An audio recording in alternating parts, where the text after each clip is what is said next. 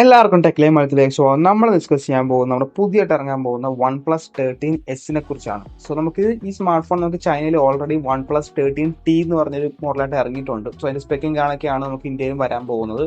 എന്നാണെന്ന് അറിയില്ല, ശരിക്കും പറഞ്ഞാൽ അടുത്ത് തന്നെ സ്മാർട്ട് ഫോൺ ഇറങ്ങുന്നുണ്ട്. കാരണം അവരുടെ വെബ്സൈറ്റിലൊക്കെ കമ്മിങ് സൂൺ എന്നാണ് കാണിച്ചേക്കുന്നത്. സോ നമുക്കിനി ഇത് സ്പെക്കും കാലത്ത് നോക്കാം. ഇത് മെയിൻ കാര്യം എന്ന് പറഞ്ഞാൽ ഭയങ്കര കോമ്പാക്ട് ഫോണാണ്. 6.3 ഡിസ്പ്ലേ വരുന്നൊരു കോമ്പാക്ട് ഫോണാണ്. ശരിക്കും നല്ല പെർഫോമൻസ് ഓറിയന്റഡ് കോമ്പാക്ട് ഫോൺ തന്നെയാണ് വരുന്നത്. സോ അതിന്റെ സ്പെക്കും കാലത്ത് നോക്കാം എങ്ങനെയുണ്ടെന്ന്. സോ നിങ്ങൾ മേളിക്കുന്ന സ്മാർട്ട് ഫോൺ ആണ് OnePlus 13S എന്ന് പറയുന്ന സ്മാർട്ട് ഫോൺ. 8.2 ആണ് തിക്നെസ് വരുന്നത്. 185 ഗ്രാമാണ് വെയിറ്റ്. അത്യാവശ്യം പ്രീമിയം ബിൽഡ് തന്നെയാണ്. അലുമിനിയം ഫ്രെയിം ആണ്. മാറ്റ് ഗ്ലാസ് ബാക്ക് ആണ് വരുന്നത്. പക്ഷെ ഇവിടെ ഡ്രോബാക്ക് എന്ന് പറഞ്ഞാൽ അവരിവിടെ IP റേറ്റിംഗ് മോശമായിട്ടാണ് കൊടുത്തേക്കുന്നത്. IP65 റേറ്റിംഗ് മാത്രമേ കൊടുത്തിട്ടുള്ളൂ. അറ്റ്ലീസ്റ്റ് ഒരു IP67 എങ്കിലും കൊടുക്കായിരുന്നു. പിന്നെ ഒരു കാര്യം എന്ന് പറഞ്ഞാൽ അലേർട്ട് സ്ലൈഡർ എടുത്ത് കളഞ്ഞു കേട്ടാ. അവർ അലേർട്ട് സ്ലൈഡർ എടുത്ത് കളഞ്ഞിട്ട് ഒരു റീമാപ്പബിൾ ബട്ടണാണ് കൊടുത്തേക്കുന്നത്. സോ ഡിസൈൻ വെച്ച് നോക്കുവാണെങ്കിൽ അത്യാവശ്യം നല്ല തന്നെയാണ്. ബിൽഡ് ക്വാളിറ്റി അത്യാവശ്യം നല്ല തന്നെയാണ് വരുന്നത്. ഡിസ്പ്ലേ നമ്മൾ നോക്കുവാണെങ്കിൽ 6.3 ഇഞ്ചിന്റെ ഒരു 1.5K 120 Hz 10 bit LTPO AMOLED ആണ് വരുന്നത്. ഇത് ടിയാൻമ എന്ന് പറഞ്ഞൊരു കമ്പനിയുടെ പാനലാണ് ഉപയോഗിക്കുന്നത്. ചൈനീസ് പാനലാണ്. 1600 നിറ്റ്സ് ആണ് ഹൈ ബ്രൈറ്റ്നസ് ക്വാളിറ്റിന്റെ ബ്രൈറ്റ്നസ് വരുന്നത്. HDR10+ സപ്പോർട്ട് ചെയ്യുന്നുണ്ട്. 2160 Hz ആണ് PWM ഡിമ്മിങ് വരുന്നത്. In display finger print scanner വരുന്നുണ്ട്. പക്ഷെ അതിന്റെ പ്ലേസ്മെന്റ് വളരെ താഴെയാണ്. മിക്ക OnePlus ഈ പ്രശ്നമുണ്ട്. അവർ താഴെ കൊണ്ട് വെക്കത്തുള്ളൂ. ഈ സ്മാർട്ട് ഫോൺ അത്രയും പ്രശ്നം വരത്തില്ല, കാരണം കോമ്പാക്ട് ഫോൺ ആയതുകൊണ്ട് തന്നെ. പക്ഷെ എന്നാലും ഞാൻ പറഞ്ഞതേ ഉള്ളൂ. പിന്നെ ക്രിസ്റ്റൽ ഷീൽഡ് ഗ്ലാസ് ആണ് ഉപയോഗിക്കുന്നത്. ഗോറില്ല ഗ്ലാസോ അങ്ങനത്തെ കാര്യങ്ങളൊന്നും അല്ല, ഇവരുടെ തന്നെ ഗ്ലാസ് ആണ് ഉപയോഗിക്കുന്നത്. ഡിസ്പ്ലേ ടോപ്പ് നോച്ച് തന്നെയാണ് വരുന്നത്. ക്വാളിറ്റി ഒരു കോംപ്രമൈസും കാര്യങ്ങളൊന്നും വരുന്നില്ല. നെക്സ്റ്റ് ഓൾഡ് കാര്യം നമ്മൾ നോക്കുകയാണെങ്കിൽ ഡുവൽ സ്റ്റീരിയോ സ്പീക്കേഴ്സ് ആണ്. പിന്നെ നമുക്ക് അറിയാം ഇവിടെ ഹെഡ്ഫോൺ ജോയും കാര്യങ്ങളൊന്നും കിട്ടാൻ പോകുന്നില്ല. സോ എക്സ്പെക്റ്റഡ് ആണ്. പിന്നെ മൾട്ടിമീഡിയ എക്സ്പീരിയൻസ് എന്തായാലും അടിപൊളിയായിരിക്കും. പെർഫോമൻസും അടിപൊളി തന്നെയാണ്. കാരണം ഇവിടെ ഉപയോഗിച്ചേക്കുന്നതെന്ന് പറഞ്ഞാൽ ഇപ്പോഴത്തെ ലേറ്റസ്റ്റ് ആയിട്ടുള്ള സ്നാപ്ഡ്രാഗൺ 8 ചിപ്പ് സെറ്റ് ആണ്. അവിടെ ഒരു കോംപ്രമൈസും വരുത്തിയിട്ടില്ല. സ്പെക്കാണ് കൊടുത്തിട്ടുണ്ട്. LPDDR5X റാമും UFS 4.0 സ്റ്റോറേജ് ആണ് വരുന്നത്. ഇപ്പോൾ ടോപ്പ് നോച്ച് കോമ്പണൻസും കാര്യങ്ങളൊക്കെയാണ് OnePlus ഉപയോഗിച്ചേക്കുന്നത്. നല്ല തെർമൽ എഫിഷ്യൻസിയും കാര്യങ്ങളും വരുന്നുണ്ട്. അധികം ഹീറ്റും കാര്യങ്ങളൊന്നും ആവുന്നില്ല. ഗെയിമിങ്ങിൽ പോലും നമുക്കൊരു ഗൺഷൻ ഇമ്പാക്ട് ഒക്കെ ഹൈ ഗ്രാഫിക്സ് ഫ്രെയിം റേറ്റിലൊക്കെ സെറ്റ് ചെയ്തപ്പോൾ ഒരു 42 ഡിഗ്രി ഒക്കെയാണ് കയറുന്നുള്ളൂ. ഇവൻ കോമ്പാക്ട് ഫോൺ ആയിട്ട് പോലും. സോ നല്ല ഗെയിമിങ്ങുള്ള ഒരു ഫീച്ചേഴ്സും കാര്യങ്ങൾ കൊടുത്തിട്ടുണ്ട്. ഫ്രെയിം ഇന്റർപോലേഷൻ കൊടുത്തിട്ടുണ്ട്. അപ്പ് സ്കെയിലും കാര്യങ്ങളൊക്കെ നമുക്ക് കൊടുത്തിട്ടുണ്ട് നമുക്ക് ഈ സ്മാർട്ട് ഫോണിൽ. ആൻറ്റിറ്റി സ്കോർ നമ്മൾ നോക്കുവാണെങ്കിൽ ഏതാണ്ട് 30,06,913 ടോട്ടൽ സ്കോർ വരുന്നത്. CPU 6,78,498. GPU 12,68,838 so top notch performance ആണ്. നിങ്ങൾക്ക് ഇപ്പോഴത്തെ ലേറ്റസ്റ്റ് ആയിട്ടുള്ള ഗെയിംസ് അല്ലെങ്കിൽ വരാൻ പോകുന്ന ലേറ്റസ്റ്റ് ആയിട്ടുള്ള ഗെയിംസ് ആയാലും ഒരു കുഴപ്പമില്ലാണ്ട് കളിക്കാൻ പറ്റും.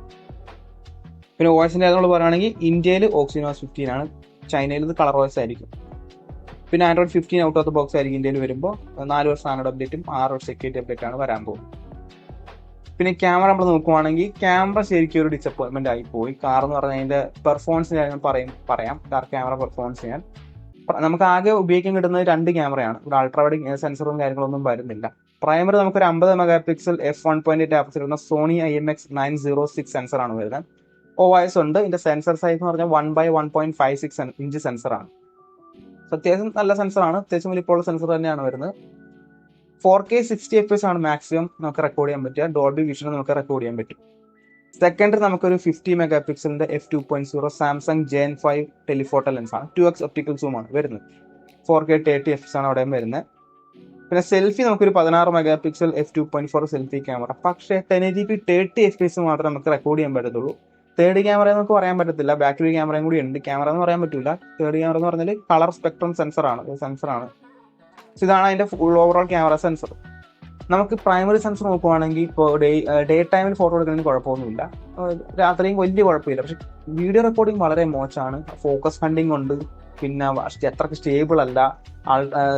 നമുക്ക് ടെലിഫോട്ടോ ലെൻസ് ആണ്. പിന്നെ പറയണ്ട, നൈറ്റ് ടൈം ഷോട്ട്സ് ഒന്നും വലിയ ഗുണമില്ല. കാരണം എന്ന് പറഞ്ഞാൽ ടെലിഫോട്ടോയിൽ നമുക്ക് OIS സപ്പോർട്ട് ചെയ്യുന്നില്ല. സോ അതുകൊണ്ട് തന്നെ നമുക്ക് ഏത് ഫോട്ടോ എടുത്താലും രാത്രിയൊക്കെ ഏത് ഫോട്ടോ എടുത്താലും വളരെ ജിറ്ററി ആയിരിക്കും. ഫോക്കസ് കറക്റ്റ് ആയിട്ട് ഉണ്ടാവത്തില്ല. അങ്ങനത്തെ പ്രോബ്ലം ഒക്കെ ഉണ്ടാവും. സോ ആകെ പ്രൈമറി സെൻസർ ആണ് എന്ന് വെച്ചാൽ മര്യാദയ്ക്ക് ഉപയോഗിക്കാൻ പറ്റുന്ന സെൻസർ. ടെലിഫോട്ടോ ഉണ്ട്, പക്ഷെ OIS ഇല്ലെന്നുള്ളൊരു പ്രശ്നം ഉണ്ടാകും. ശരിക്കും പറഞ്ഞാൽ ഡേ ടൈം വലിയ പ്രശ്നം ഉണ്ടാവത്തില്ല, എന്നാലും നൈറ്റ് ടൈം ഷോട്ട്സിലൊക്കെ പ്രശ്നം ഉണ്ടാവും. സോ സെൽഫി ആവറേജ് ആണ്. 1080p 30 FPS ഉള്ളൂ. ഇതൊരു 16,000 17,000 സ്മാർട്ട് ഫോൺ ആണെങ്കിൽ 1080p 30fps ഫ്രണ്ട് ക്യാമറ എന്നുള്ളത് സഹിക്കായിരുന്നു. പക്ഷെ ഇതൊരു ഓൾമോസ്റ്റ് ഒരു 50K താഴെ വരുന്ന സ്മാർട്ട് ഫോൺ ആണ്. ശരിക്കും ആ പ്രൈസിൽ നമുക്ക് 4K 30fps എങ്കിൽ മിനിമം നമുക്ക് ഫ്രണ്ട് ക്യാമറ കൊടുക്കണമായിരുന്നു. അവർ കൊടുത്തിട്ടില്ല. സോ ക്യാമറ ഞാൻ പറഞ്ഞ പോലെ തന്നെ അത്ര ഒരു സ്ട്രോങ് പോയിന്റ് അല്ല ഈ സ്മാർട്ട് ഫോൺ. ബാറ്ററി നമ്മൾ നോക്കുകയാണെങ്കിൽ ഇതാണ് ഇതിന്റെ സ്ട്രോങ് പോയിന്റ് എന്ന് പറഞ്ഞാൽ 6260 mAh ബാറ്ററിയാണ് ഒരു ചെറിയ ഫോണിൽ കുത്തിയാറ് വെച്ചേക്കുന്ന സിലിക്കൺ കാർബൺ ബാറ്ററിയാണ്. 80 വാട്ട് ചാർജറാണ് വരുന്നത്. സോ 0 to 100% ഒരു 54 മിനിറ്റ് കൊണ്ടൊക്കെ ആവും. പിന്നെ ബൈപാസ് ചാർജിങ് സപ്പോർട്ട് ചെയ്യുന്നുണ്ട്. സോ ബാറ്ററി കാര്യത്തിൽ അടിപൊളി തന്നെയാണ്. നല്ല ബാറ്ററി ബാക്കപ്പും നല്ല ഫാസ്റ്റ് ചാർജിങ് സപ്പോർട്ട് ചെയ്യുന്നുണ്ട്.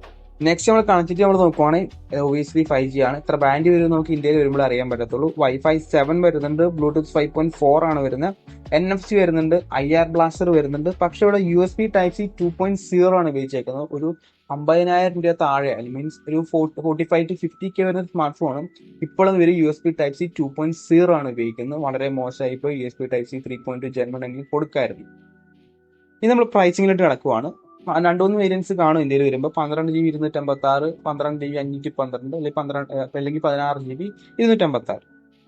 ഒരു എക്സ്പെക്റ്റഡ് പ്രൈസ് റേഞ്ച് എന്ന് പറഞ്ഞാൽ ഇന്ത്യയിൽ ആയതുകൊണ്ട് നല്ലൊരു കോമ്പറ്റേറ്റീവ് പ്രൈസ് റേഞ്ച് ആയിരിക്കും ഒരു പിടിക്കാൻ പോകുന്നത്. ഒരു അണ്ടർ 50K പിടിക്കാൻ പോകുന്നത്. അതിന് മേളിലേക്ക് നമുക്ക് പോകണം. ഒബിയസ്ലി Xiaomi 15 അവിടെ ഉണ്ട്. ഒരു 60,000 റേഞ്ചിൽ Xiaomi 15 അവിടെ ഉണ്ട്. എനിക്ക് തോന്നുന്നതെന്ന് പറഞ്ഞാൽ അത് മിക്കവാറും 50,000 താഴെ ഒരു 45 തൊട്ട് 50 റേഞ്ചിലായിരിക്കും പിടിക്കാൻ പോകുന്നത്. ആ പ്രൈസ് റേഞ്ചിൽ എങ്ങനെയുണ്ടെന്ന് വെച്ച് കഴിഞ്ഞാൽ നിങ്ങൾക്ക് ഒരു കോമ്പാക്ട് ഫോൺ വേണമെന്നുണ്ടെങ്കിൽ പറ്റിയ ഫോൺ തന്നെയാണ്. ക്യാമറ വലിയൊരു ഇമ്പോർട്ടൻറ്റ് ഫാക്ടർ അല്ല ഈ സ്മാർട്ട് ഫോണിന്റെ. ബിൽഡ് ക്വാളിറ്റി നല്ലതാണ്, ഡിസ്പ്ലേ അടിപൊളി തന്നെയാണ് വരുന്നത്, പെർഫോമൻസ് നല്ലതാണ്, പിന്നെ ബാറ്ററി അടിപൊളിയാണ്.